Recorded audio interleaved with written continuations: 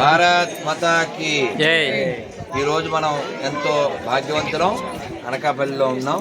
Diet college ఎదురుగా ఉన్నటువంటి ఈ విశాల ప్రాంగణంలో ఉన్న మన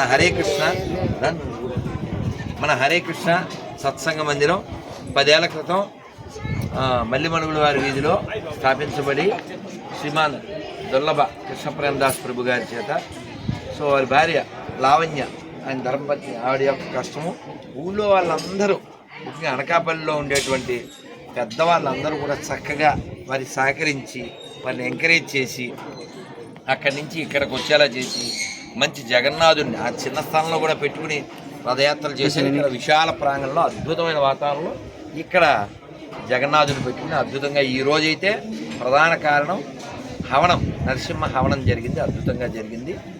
సో ఆదివారం కదా, అదొక పెద్ద కారణం. ఇక్కడ ప్రతి ఆదివారం ఉదయం మంచి సత్సంగం జరుగుతుంది.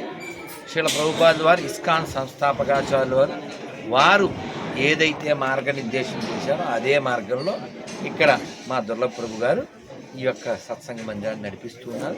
భవిష్యత్తులో ఇక్కడ అద్భుతమైనటువంటి, దివ్యమైనటువంటి, విశాలమైనటువంటి పెద్ద భవంతిలో శ్రీ జగన్నాథ్ బలదేవ సుభద్రలు విరాజమానులు అవుతారు.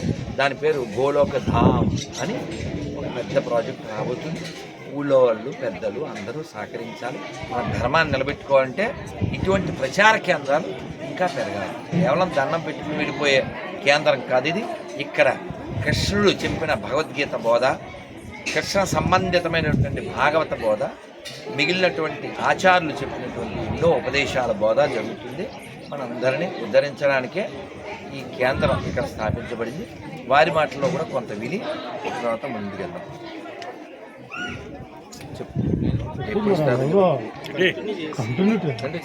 సరిపోతుంది. హరే కృష్ణ. ఈరోజు స్వాతి నక్షత్ర నరసింహ హవనం జరిగింది ఇక్కడ హరే కృష్ణ మందిరంలో.